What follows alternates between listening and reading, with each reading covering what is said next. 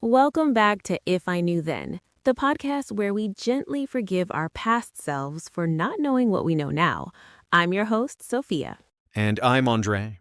Today we're tackling the Holy Grail, the mythical unicorn of modern adulthood, the so-called balance between work and family. Oh, balance. Such a calm, serene word for what often feels like juggling chainsaws while riding a unicycle. Exactly. Before I had kids, I thought it was a simple equation. 8 hours for work, 8 hours for sleep, 8 hours for life. I had it all mapped out. I was so beautifully, tragically naive. Weren't we all? I had these rigid compartments. There was work Sophia, who was efficient and focused, and then there was home Sophia, who was relaxed and fun. I genuinely believed they would never have to meet. Right, like there were two different people. And then life happens. A baby gets a fever, a daycare closes unexpectedly, a work deadline moves up, and suddenly those neat little boxes are on fire and you're just standing in the middle with a tiny bucket of water. The tiny bucket of water, that is the perfect metaphor. My first real collision, as you put it, was about 3 months after my daughter, Maya, was born. I was back at work trying to prove I hadn't lost my edge. The Prove It Tour. I know it well. We have this huge make-or-break presentation with a client. I was supposed to lead it. That morning, Maya woke up of a 103-degree fever. She was crying this tiny, helpless cry, and all she wanted was to be held by me. Oh, my heart. My wife was trying to be supportive, saying, "Go, it's fine, I've got this." But I could see the panic in her eyes. And I felt this physical pull. My body, my soul wanted to stay. But my career, my ambition, my fear of letting the team down was screaming at me to go. It's an impossible choice. I went. I handed my crying baby to my stressed-out wife, and I walked out the door. The whole drive, I felt like a monster. I nailed the presentation, of course. We won the contract. My boss slapped me on the back, and all I could think was, I sold a piece of my soul today for a PowerPoint deck. And no one at work would ever understand that feeling. They just see the win. I had a similar moment, but it was the other way around. My son Leo had his first grade play. He was tree number 3, a role he took very seriously. A pivotal role, no doubt. Crucial to the narrative. And I swore up and down I'd be there. I blocked it on my calendar. I told my boss. Then, an hour before the show, a fire drill of an email comes in from our biggest client. My boss comes to my desk and says, "I know you have a thing, but I really need you on this." A thing. The corporate jargon for your entire life outside these walls. Exactly. And the younger Sophia, the people pleaser, caved. I missed the play. I got a video later and I could see my son in his little brown tree costume scanning the audience, looking for me and not finding me. I still can't watch it without my stomach turning to lead. That's the part that hurts. It's not just that we miss something, it's the look on their faces when they realize we're not there. You start to understand that your presence is the most valuable currency you have. So, what was the real turning point? When did you stop choosing the presentation over the fever? It was a slow process, but a key moment was when I got a new boss, a guy named David. He was a senior VP, a real heavy hitter. And on his first day, he gathered the team and said, "My work day is from 8 a.m. to 5 p.m. I have 3 kids and I coach my son's soccer team on Tuesdays and Thursdays. At 5 p.m., my computer closes, my phone goes off, and I become a dad. If the building is on fire, you can text me. Otherwise, I will see you in the morning." Wow, that is leadership. He gave you permission to have a life. He did, and he modeled it. He wasn't sending emails at 10 p.m.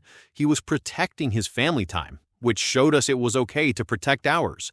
It changed the entire culture. Productivity actually went up because people were more focused during the day, knowing they could actually leave at night. My shift was more internal. After the tree gate incident, as it's known in our house, I sat down and redefined what success meant to me.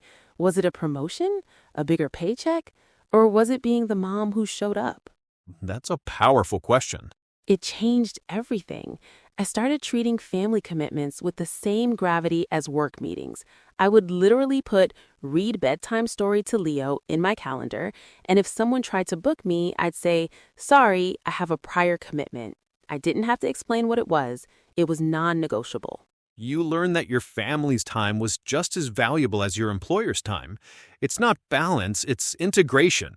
Understanding that you are one whole person and all the parts of your life deserve your full attention when it's their turn. That's it exactly. It's not about giving 50% to work and 50% to family.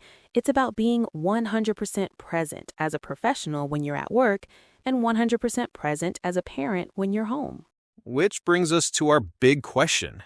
If you knew then what you know now, what would you tell that young dad choosing between his sick daughter and a big presentation? And being 100% present is so much harder than it sounds, thanks to technology. I'm thinking of that concept of time confetti. All those little moments stolen by a notification, a quick email check, just one more thing that shatters your focus. What would you say to him? Oh, time confetti is the perfect term for it. You're trying to build a sandcastle with your kids, but you're also mentally drafting an email. You're never fully present anywhere. It's the enemy of deep work and deep connection. I would put my hand on his shoulder and say, in 10 years, you will not remember this client's name. You will not remember what this contract was worth, but you will remember with perfect, painful clarity the feeling of walking away from your sick child.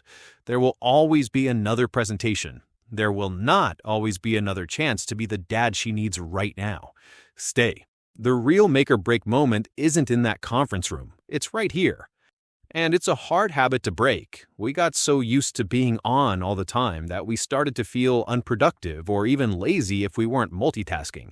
I remember feeling a sense of withdrawal if I didn't check my work phone for a few hours. It was like a phantom limb. That's beautiful, Andre. Okay, what about you? What do you say to the mom who is about to miss tree number 3's big debut? It's a neurological habit.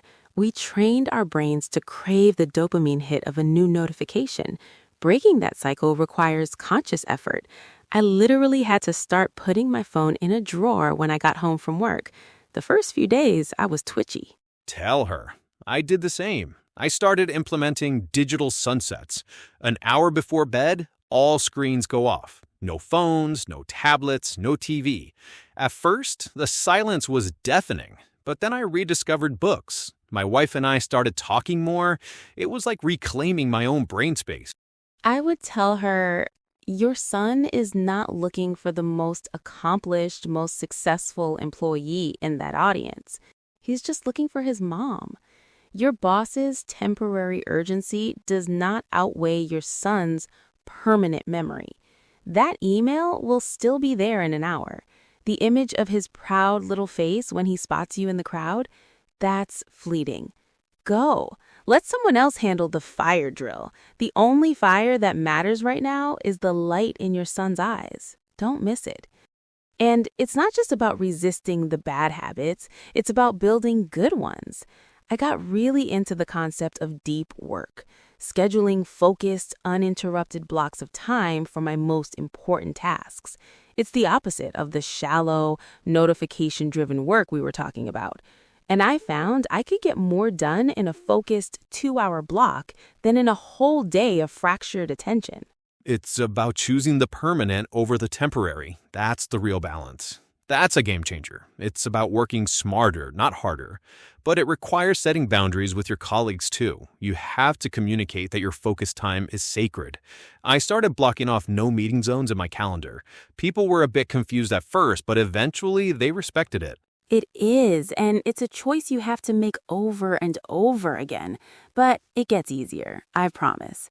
That's all the time we have for this episode of If I Knew Then. I'm Sophia. And I'm Andre. Join us next week when we talk about friendships and how we learned that quality is so much more important than quantity. You won't want to miss it.